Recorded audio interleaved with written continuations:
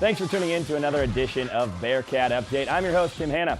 We've got a great show planned for you this evening. We'll take a look at the Maryville boys basketball team, a special look at Bearcat baseball, and check out the Northwest track and field team as they prepare to compete in the MIAA conference meet this coming weekend. But we're going to start this show on a rather sad note. On Saturday, the undefeated Northwest Bearcat men's basketball team winning streak came to an end, no longer making them the undefeated Bearcats we've grown so accustomed to talking about. The Cats would fall in a tough one to Missouri Southern Lions on Saturday. The Lions would lead the entire time behind 5 different players, scoring in double figures. Point guard C.J. Carr would lead all scorers with 26 points. The Cats would suffer one of their worst shooting performances, albeit 46%, and struggle from the foul line, making only 9 of 19 attempts. The game would end final 88-71. Now joining me to talk Bearcat basketball, we have X106 sports reporter Devin Albertson. Devin, pleasure to have you on the show today. It's great to be on the show. Love being on Bearcat Update. It's always good to have you. I know you're one of our best critiquers. I know you check it out every week. It's nice to actually have you on this side of the camera and not behind it. It's always great to be on here, and tough loss for the Bearcats, kind of tough circumstances coming on here, but it's always good to maybe get a loss out of the way earlier in the season and maybe learn from the stuff that you've made mistakes on so you can go forward into the tournament later on. Exactly. My first question really is that loss, is it a big deal? Because I know coming into this, they had a huge streak. They were riding all this momentum, but they kind of got lackadaisical in the last few weeks. Yeah, you can almost see it where they had to go on a big run throughout the game just to get a win, a 10-point run to pull out a W. But this week they couldn't quite get that run to go. They shot decent. They just couldn't get any stops on defense. And if you just look at them, it's something you can learn from and definitely take as momentum if you're Coach Mack and be like, hey, we need to do better next time. Got to be more focused every game no matter where we play. Yeah, one of the biggest things, as I mentioned, they only were 9 for 19 from the foul line. They got to the foul line more than Moso, but Moso converted 16 of their 18 changes. So right there, that's a big spread in point difference with 7 points right there. Talk about how, though, is this game, as you said, it's not a huge deal, right? But it is something they're going to want to fix, of course. I know Coach Mack never pleased, but would you rather lose now than the tournament? Obviously, rather than the tournament, but is it actually maybe a good thing? I think it is a good thing because you look at some of the things they did wrong, not getting certain stops, maybe not being completely tuned in. They were missing Xavier Kerr because of some of their defensive energy when it comes to that side of the ball. But it's almost like Coach Mack just needed another something to get him going, maybe with this last little push in the regular year.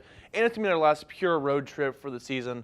So it kind of stinks that Zach and Anthony's and Devontae's last road trip they're going to lose. But the rest of the way it's at home or in Kansas City or depending on how far they make it, possibly to up in Sioux Falls. So last true road trip, everything else is home or neutral site. So they probably have the advantage going the rest of the way. Yeah, so that is a positive, I guess, that they fell there. They do have 2 games at home, Lincoln and Lindenwood, I believe. What can we see changing for those games? I know in this one, they kind of struggled to get the ball inside on Saturday, and it didn't help the fact that 3-point shooting wasn't falling. I mean, Chris Ibu-Endow was 0 for 6, and that's something we're not used to. He almost shoots better from 3 than he does inside. What do you expect to change come these games Thursday and Saturday? Well, in Chris in particular, his shot just wasn't falling on Saturday. He had good looks, and he usually makes those looks. But he was doing well driving the lane when he wasn't shooting outside at the same time. And it's just, they only had 6 assists on Saturday, which is way below their season average, I think about 14. Their turnovers were still low. They just couldn't get the ball movement they're usually accustomed to. And I almost think Justin Pitts is a great player, and he loves to get everybody involved. But sometimes they're in a lackadaisical like that. He just needs to take advantage of the offense, just take control and get some buckets to get him back on track a little bit. Maybe a little too late when he started doing that on Saturday and why they lost. But he's also a great player. Had 20 points. You can't really complain too much about it. But we've seen Justin Pitts go off for 38 in a game against Augustine or Mankato. We know he's capable of it.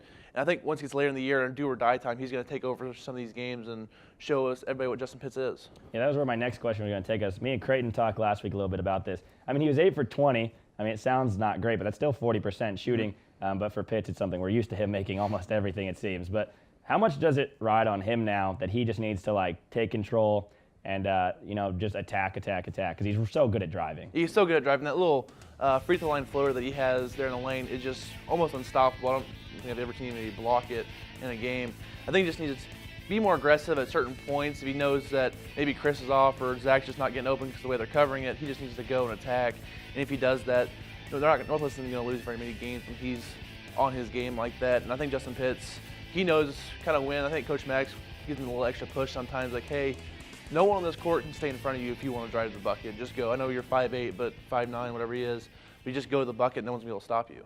How big was not having Xavier Kerr there on Saturday? I mean, he's really been He's really stepped up this year. Yeah, he really has, and you could really tell on the defensive end whenever just the energy wasn't quite there all the time. They still had pretty good defense, even though they scored 88 points. Southern hit some tough shots in that game. You just tell his energy when he's on the floor is so vital to that defense when he's not there. And it's also another defender they can't run at good guards because you have Woods and Endow, they can run at people. You have Kurth, they can go all out when they're running on them. That just go 80% maybe you have to conserve energy. Yeah, that is usually when they take over, especially in the second half when Kurth is able to come in and really dominate on defense. All right, as we said, Lindenwood, Lincoln coming up. What are some things to look out for these two teams? They're no slouches themselves. They will be coming into Bearcat Arena where the Bearcats are undefeated last 2 seasons. What do we expect from these games? Well, those two teams in particular, last week they went down to Warrensburg and upset UCM. Both teams did. And last time Northwest played these teams on the road, Anthony Verdure for Lincoln dropped 50 points on Northwest. So they're going to be keeping a keen eye on him and not letting that happen again there at home. So I think that game's on Saturday. But on Thursday, just Lindenwood, another W versus them.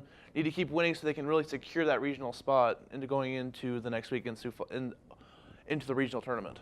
So going into the MIAA tournament, you think there's going to be a resurgence, a little more fire under? I know we did a story last week on Zach Schneider and his leadership. How do you see him really taking the reins with this team and turning it into making that run for an MIAA tournament title, not just a regular season title? I think it's really going to help. I think this past loss might also help them with that, maybe a little fire under their butts to say, hey, we only have a few games left. We're just going to keep playing hard for the seniors. Zach in particular, he's been there for 4 years. They know how much this means to him and to Anthony and Devontae. So I think they're going to play really well in the MIAA tournament. I think if they play at their best or even near their best, they're definitely by far the favorite to win that tournament and go on to the regionals on fire. So final question, do they get past round of 16 in the regionals? I think they do. Kind of looking at the regional, the 2 seed in the regionals last week was Monticello, and they kind of fell off a cliff this past week, losing a couple times. Much of Northern Sun teams, but no one's as good as Augustino has been the last few years. So I think they're the prohibitive favorites right now, but anything can happen when you get the regional play. But I think they'll probably beat Southwest Minnesota State or someone like that in the regional final to move on to the Elite Eight for the first time. Well, that's going to do it for you, Devin. Thank you so much for coming on. We're going to take a quick break, guys. Be sure to stay tuned. We've got more action coming up for you right here on Bearcat Update.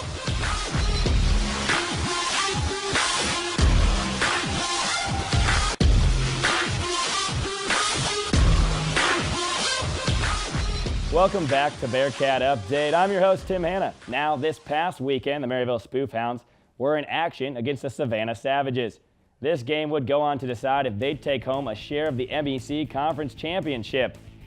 Early in this one, senior guard Jackson Golightly starts the Hounds off with a steal, giving them a 2-0 lead, and the crowd is loving this one there. The putback by Golightly off a bit of an alley-oop. Now a three-pointer in the corner by Alex Bean. He drilled 2 in a row, giving the Bearcats giving the Spoof Hounds a 24-19 lead. Later in the game, there'd be another three-pointer by Zimmerman from way downtown, 37 feet. Now Golightly under the basket. The reverse layup puts the Spoofs up even more. At the end of the fourth, both teams there battling for the loose ball. Gets it up to Dowis, and he finishes for the lay-in. Maryville would go on to win 58-42. This marks Steckline's 100 career win and give them a share of the MEC Conference Championship. As you see there, Steckline cutting down the nets. Now continuing on the trend of a basketball-heavy show today, we'll take a look at Lady Bearcat basketball. This last week, they would continue a trend of recent struggles, losing to both Pittsburgh State and Missouri Southern on Thursday and Saturday, respectively.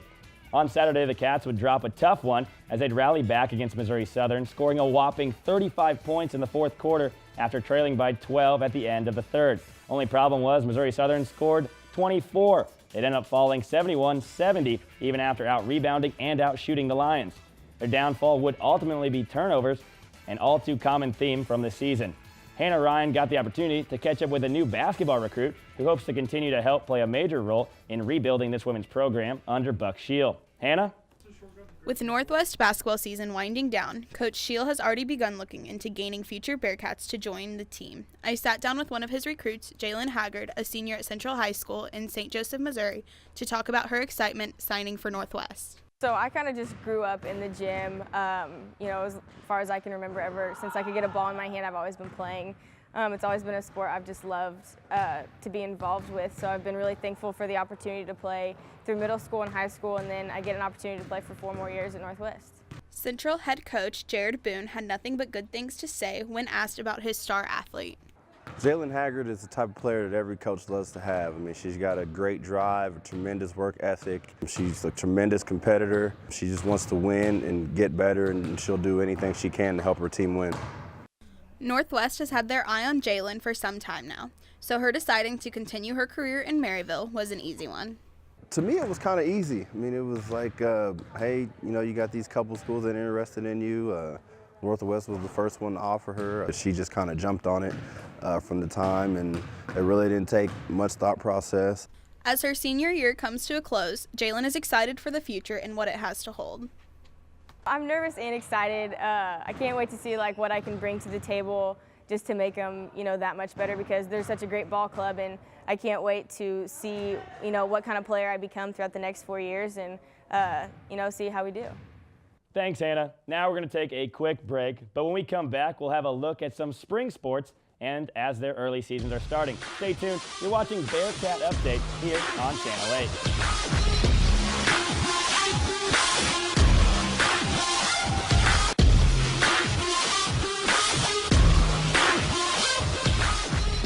Welcome back to Bearcat Update. We're now going to take a look at spring sports and how the Bearcat softball team fared this weekend. They were back down in Bentonville, Arkansas at the UAM 8-State Classic. In the first game, the Bats would come alive in an 8-1 throttling of Quachita Baptist. Taylor Blackford would pitch a complete game, going 7 innings, striking out 5 and not giving up a single earned run. The lone run in the game would come off of an error defensively.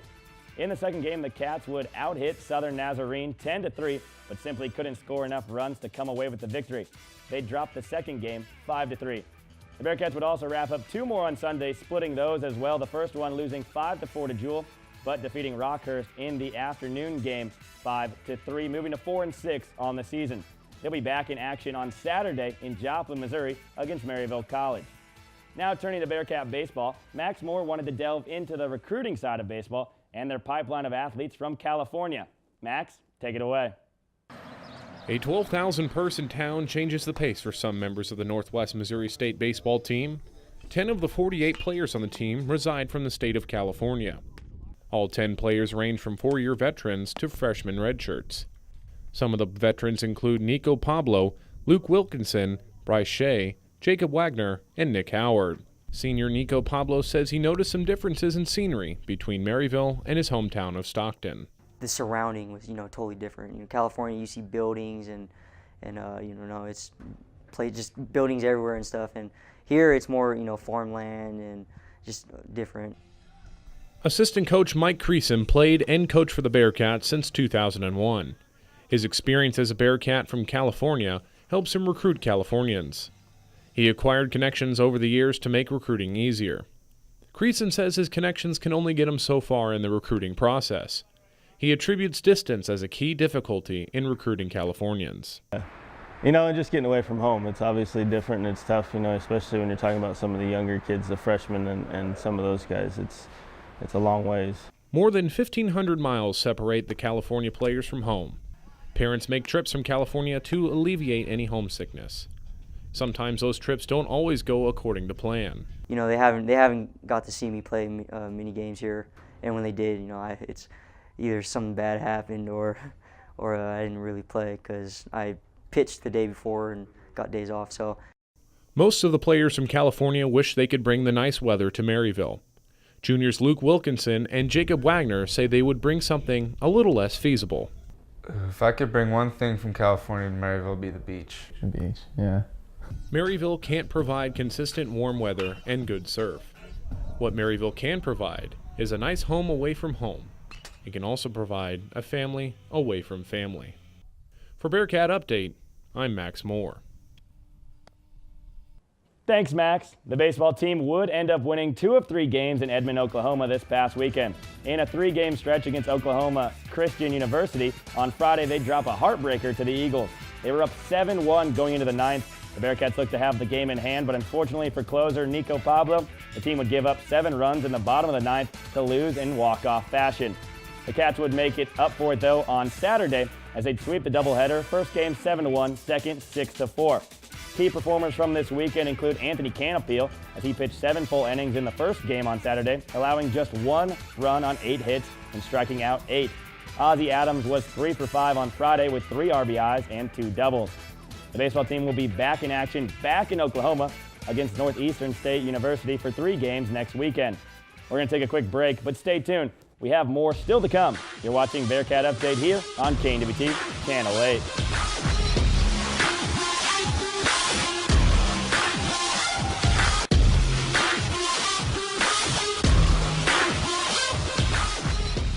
Welcome back to Bearcat Update. The Bearcat track and field team was in action on Friday in Lincoln, Nebraska at the Nebraska Tune-Up. Now some results from this past weekend in Nebraska. On the women's side, Alex Koschel won the triple jump at the Nebraska Wesleyan Open. This was a dual meet. She had a best mark of 36 feet, 2 1/4 inches. Jamie Weaver also got second there with a mark of 35 feet and 1 inch. On the guys' side, Joe Enger barely missed NCAA provisional time, finishing third in the 800 with a time of 1 minute, 53 seconds, while Ryan Cox finished third in the men's mile in a final time of 4 minutes, 11 seconds, also a provisional time. Northwest will be back in action heading to Joplin, Missouri for the 2017 MIAA Indoor Championships starting Friday, Saturday, and Sunday of this weekend. Now I'm joined now by Brandon Phipps, junior in school, sophomore on the track team, if I'm not correct, Crescent, Iowa. Great to have you on, Brandon. Yeah, glad to be here. What a year you guys had yourself, especially so far. Talk about cross country real quick. What a year that was and how that's really transitioned into indoor. You guys are really just, the cross team in general is just really scoring a lot of points at meets right now. Yeah, we're really distance led. You know, with our coming off cross season, we just had a really good year. We had a lot of seniors, a lot of upperclassmen that just kind of led the way for us. Nolan Zimmer, you know, Tim Grunmeyer, Johnny, and those guys were just good, just, you know, examples every day in practice, and we just really kind of just continue to build off that end of the track. So your year right now, you were able to take off this week. You actually didn't run at the Nebraska Tune-Up. I guess for some people that might know, why exactly is that that you want to take off? Like you said, we got the NCAA championships this weekend, or not NCAA. I wish it was NCAA. Yeah. That's 2 weekends, so hopefully there. MIAA championships this weekend, so I'm just resting up for that and hopefully NCAA. So we'll see. And right now for MIAA, the one you're going into, you're going to run the 3K and the 5K. That is a lot of races and even more laps. I know it's going to be a tough one for you. Yes, we'll be running the 5 and the 3, so that's a big weekend. So I just want to just be as fresh as possible, so hopefully that'll be the case. How's that transition at a meet go for you, going from that, like, one race? Which one's first, I guess? The 5K is first. So how's that going from the 5K? Is it one day and the next day is the 3? Yes. How is that, like, getting your body ready back at the hotel that night? I know it's hard. You don't have, like, ice baths around. You got to go get to the ice machine and fill up the bathtub. What are you going to do in between races?